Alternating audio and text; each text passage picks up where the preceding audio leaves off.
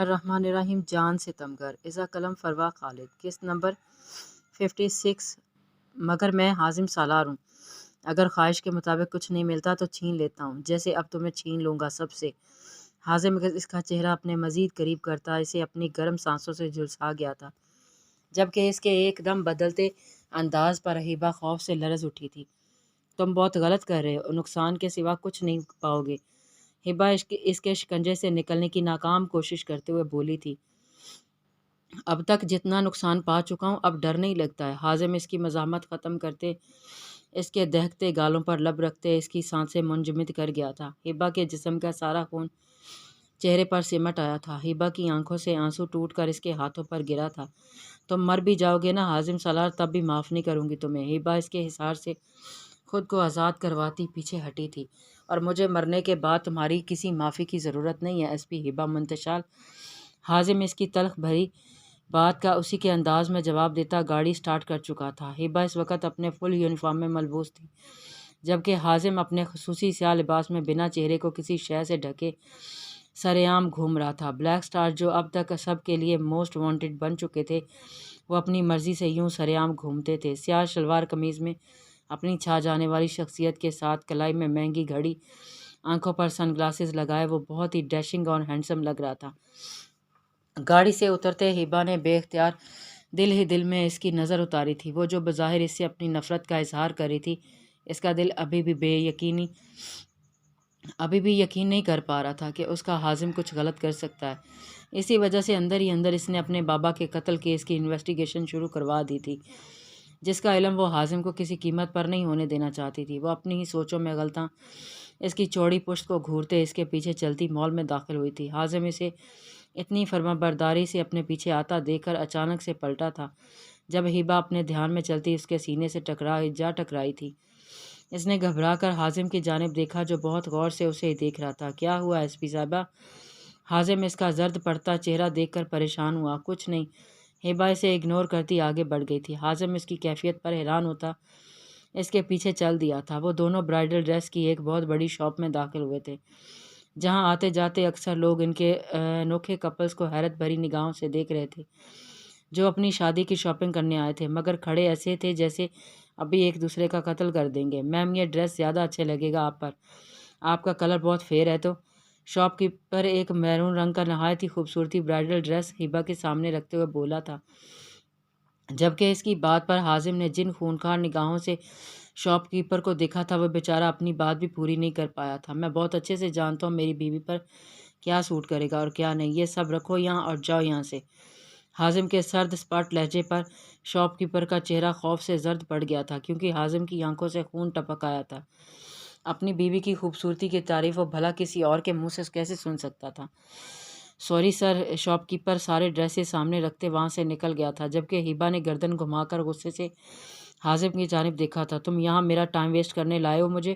وہ چلا گیا ہے، اب یہ ڈریسز کون دکھائے گا مجھے؟ ہیبا نے دانت پیستے ہوئے کہا تھا۔ میں کس لیے ہوں سویٹ ہارٹ، میں دکھاؤں گا نا۔ وہ یہ بلیک سٹارز اپنی بیوی کے لیے ایک شاپ کیپر نہیں بن سکتا؟ حازم اٹھا تھا اور سامنے پڑے ڈریسز میں سے ایک بلیک کلر کا ڈریس ڈریس اٹھایا تھا۔ میں یہ ڈریس نہیں پہنوں گی۔ ہیبا نے اس ڈریس پر ناگوار نگاہ ڈال کر اپنا چہرہ پھیر لیا تھا، اس سے پہلے کہ حازم کچھ بولتا، جب دو لڑکیاں اس کے قریب آئی تھیں۔ ایکسکیوز می سر، کیا یہ ڈریس ہم دیکھ سکتے ہیں؟ آپ کی چوائس بہت اچھی ہے، مجھے یہ ڈریس بہت پسند آیا، اور شاپ کیپر کے مینیجر کے مطابق یہ صرف ایک ہی پیس ہے۔ وہ لڑکی چہرے پر مسکراہٹ سجائے انتہائی شائستگی بھرے لہجے میں بولتی ہیبا کو زہر لگی تھی، کیونکہ اس لڑکی کی پسندیدہ بھری نگاہیں ڈریس سے زیادہ حازم پر تھیں، جو بات ہیبا کو آگ لگا گئی تھی۔ یس شور، میری بیگم کو یہ ڈریس نہیں پسند، آپ لے سکتی ہیں۔ حازم ہیبا کے تاثرات جانتے انتہائی خوش دلی سے وہ ڈریس ان لڑکیوں کی جانب بڑھا گیا تھا۔ نہیں، مجھے بہت پسند ہے یہ ڈریس، اور میں یہی پہنوں گی۔ ہیبا سے کسی قیمت پر گوارا نہیں ہوا تھا کہ حازم کی پسند کا ڈریس کوئی اور لڑکی پہنے، جبکہ اس کے ڈریس چھیننے کے انداز پر حازم اپنی جاندار مسکراہٹ نہیں روک پایا تھا۔ اوکے میم، نو پرابلم، لیکن سر اگر آپ مائنڈ نہ کریں تو کیا آپ ہمارے ساتھ ڈریس سلیکٹ کرنے میں ہماری ہیلپ کر سکتے ہیں؟ وہ لڑکیاں حازم کی مسکراہٹ کی مزید دیوانی ہوتی وہاں سے جانے کو بالکل بھی تیار نہیں تھی۔ ہیبا نے کھا جانے والی نگاہوں سے ان کو دیکھا تھا۔ یس شور، حازم اپنی بیوی کا جلن سے لال پڑتا چہرہ دیکھ ان کی بات پر حامی بھر گیا تھا۔ اسے ہبا کا یہ پوزیسو انداز بہت پیارا لگ رہا تھا۔ نہیں، ہمیں دیر ہو رہی ہے، آپ اپنے ہسبینڈ کو کال کر کے انہیں بلوا لیں۔ ہبا حازم کا ہاتھ تھامتی اٹھی تھی۔ حازم نہایت ہی تابعداری کے ساتھ مظاہرہ کرتے ہوئے اپنے کہکے پر بمشکل قابو پاتے اس کے ساتھ اٹھا تھا۔ یار، یہ اتنے بڑے مال میں جلنے کی بو کہاں سے آ رہی ہے؟ حازم باہر آ کر اپنے کہکے پر قابو نہیں رکھ پایا تھا، جبکہ ہبا تو پہلے سے ہی شدید تپی ہوئی تھی۔ بنا ارد گرد موجود لوگوں کی پرواہ کیے وہ اس پر جھپٹ پڑی تھی، جبکہ حازم ہنستا ہوا اس پنجے جھاڑتی اپنی سرپھری شیرنی کی کلائیاں اپنی گرفت میں جھگڑتے ہوئے اسے قابو کر گیا تھا، جو اس کی گردن اپنے ناخن سے بری طرح زخمی کر چکی تھی۔ حازم سالار، تم جیسے بھی ہو ایس پی ہبا کے ہو، اگر دوبارہ کسی لڑکی کو یوں اپنے قریب لانے کی کوشش کی تو اپنے ہاتھوں سے تمہارا انکاؤنٹر کر دوں گی۔ ہبا نم آنکھوں اور لال چہرے کے ساتھ اسے وارن کرتی حازم سالار کو جیسے پل بھر کے لیے ساکت کر گئی تھی۔ تم نفرت کرتی ہو مجھ سے؟ حازم نے سوال کیا۔ تم کبھی بھی مجھے سمجھ نہیں پاؤ گے حازم سالار، کیونکہ تم نے کبھی مجھے سمجھنے کی کوشش ہی نہیں کی۔ تم آج تک وہی کرتے آئے ہو جو تم نے خود چاہا۔ میں کیا چاہتی ہوں، میری خوشی کیا ہے، اس بارے میں تم نے کبھی نہیں سوچا ہے۔ مگر میری ایک بات یاد رکھنا، اب میں بھی وہی کروں گی جو میں چاہتی ہوں۔ تمہیں تو نقصان نہیں پہنچا پاؤں گی میں، لیکن تمہارے ساتھیوں کو نہیں چھوڑوں گی۔ ہبا اسے آگ اگلتی نگاہوں سے دیکھتی واپس پلٹی تھی۔ جب حازم اس کی کمر میں بازو حمال کرتا اسے اپنے قریب کھینچ چکا تھا۔ میرے لوگوں کو اب تم لوگ کچھ نہیں کر سکتے، اور اگر تم نے میرے کسی ساتھی کو نقصان پہنچانے کی کوشش بھی کی تو پھر تم میرا بلیک سٹارز والا روپ دیکھو گی۔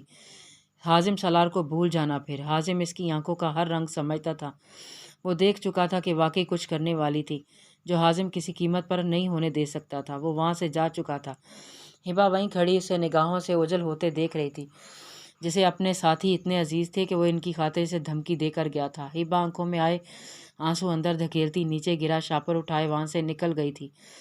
جنید، تم کچھ دن مزید آرام کر لیتے۔ مہروش سیاہ کپڑوں میں ملبوس تاریکی کا حصہ بنے کھڑے جنید کو اپنے سامنے صحیح سلامت دیکھ بہت خوش ہوئی تھی، جو اس وقت اسے ثبوت لینے آیا تھا۔ میم، بستر پر پڑے دن کتنے مشکل سے گزارے ہیں میں نے، یہ مجھ سے بہتر کوئی نہیں جان سکتا۔ اس وقت میرے لیڈرز کو میری سب سے زیادہ ضرورت ہے۔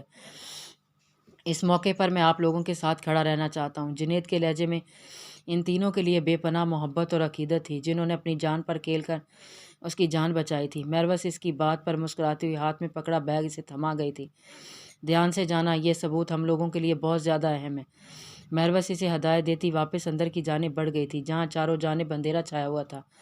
کوریڈور پار کر کے اپنے روم کی جانب بڑھتے اچانک کسی نے اس کا بازو تھام کر اسے اپنی جانب کسی روم کے اندر کھینچ لیا تھا۔ وہ بنا مزاحمت کیے سیدھی حمدان صدیقی کے چوڑے سینے سے جا ٹکرائی تھی۔ وہ بنا دیکھے اس کے لمس سے پہچان گئی تھی۔ وہ اس کا ستمگر ہی تھا۔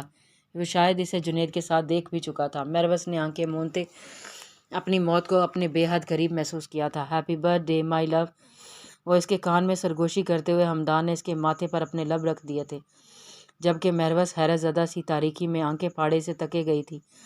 حمدان نے ہاتھ بڑھا کر لائٹ آن کی، جس کے ساتھ ہی مہروش کی آنکھوں کے ساتھ ساتھ منہ بھی کھل گیا۔ پورا کمرہ لال گلابوں سے سجا ہوا تھا، جس کے عین وسط میں کیک رکھا ہوا تھا۔ مہروش کو یقین نہیں آیا تھا یہ سب اس کے لیے کیا گیا ہے۔ یہ سب آپ نے؟ مہروش سے بولنا محال ہوا تھا۔ وہ تو حمدان کی نفرت کی منتظر تھی، مگر حمدان تو ہر مزید محبت کا مظاہرہ کر کے اسے پہلے سے بھی زیادہ حیران کر دیتا تھا، جیسے اس وقت ہوا تھا اس کے ساتھ۔ حمدان اسے اپنے ساتھ لگائے کیک کے قریب آیا تھا۔ میں آج کی یہ خوبصورت رات ہم دونوں کے لیے بہت اسپیشل بنانا چاہتا ہوں۔ حمدان اس کے گرد اپنی باہوں کا حصار قائم کرتے اس کے دونوں ہاتھ تھام چکا تھا۔ حمدان کے جھکے ہونے کی وجہ سے اس کی گرم سانسیں مہروش کی گردن پر پڑتی اس کی دھڑکنیں منتشر کر گئی تھیں۔ مہروش اس وقت جس کیفیت کے زیر اثر تھی، اسے بھول پانا مشکل ہو رہا تھا۔ مجھے یہی لگا تھا جیسے جذبات سے عاری انسان کو کبھی محبت نہیں ہو سکتی، اور تم سے تو بالکل بھی نہیں، مگر آج محسوس ہو رہا ہے کہ کتنی محبت کرنے لگا ہوں تم سے۔ تمہارے پاس نہ ہوتے ہوئے بھی تمہارا احساس ساتھ رہتا ہے۔ تم آہستہ آہستہ بہت عزیز ہوتی جا رہی ہو، اور جانتی ہو یہی بات ایس پی حمدان صدیقی کو بہت زیادہ خوفزدہ کرتی ہے۔ حمدان اس کا ہاتھ تھام کر چھری پکڑتا ہوا اس کے کانوں میں اپنی محبت کا اظہار کرتا مہروش کو مسمار کر گیا تھا۔ میں تم سے محبت نہیں کرنا چاہتا، تم سے دور رہنا چاہتا ہوں، مگر میں ایسا نہیں کر پا رہا۔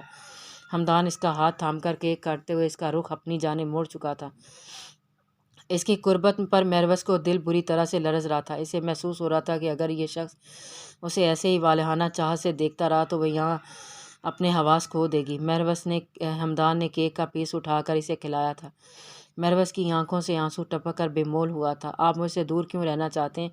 آپ تو محبت کرتے ہیں نا مجھ سے؟ میرویس کے ہونٹوں سے بے اختیار شکوہ نکلا تھا۔ وہ ہمدان کے اس نرم رویے پر زچ ہو چکی تھی۔ وہ اس کی حیثیت جانتا تھا، پھر بھی اسے کچھ کیوں نہیں کہہ رہا تھا؟ جو شخص ملک سے غداری کرنے پر اپنے سگے بھائی کو قربان کر گیا تھا، وہ بھلا اس کے بارے میں سب جانتے بوجھتے اسے کیوں نہیں کچھ کہہ رہا تھا؟ یہی محبت ہی تو نہیں کرنا چاہتا تھا؟ ہمدان اس کے گلابی ہونٹوں پر لگے کیک کو دیکھ اپنے جذبات پر قابو نہیں رکھ پایا تھا، اور اگلے ہی لمحے اس کے ہونٹوں پر جھکتا کیک وہاں لگا کیک اپنے ہونٹوں سے صاف کر گیا تھا۔ میرویس اس کے جارحانہ لمس پر اس کی شرٹ سختی سے دبوچ گئی تھی۔ اس سے پہلے کہ ہمدان صدیقی اپنے مقابل کھڑی سائرہ کے سحر میں پوری طرح جھگڑا جاتا، موبائل پر آتی کال اسے ان حسین لمحوں کی قید میں سے باہر کھینچ گئی تھی۔ وہ میرویس کے بکھرے دل فریب حلیے پر ایک گہری نگاہ ڈالتا، فون پر جگمگاتے نمبر کو دیکھتا وہاں سے نکل گیا تھا۔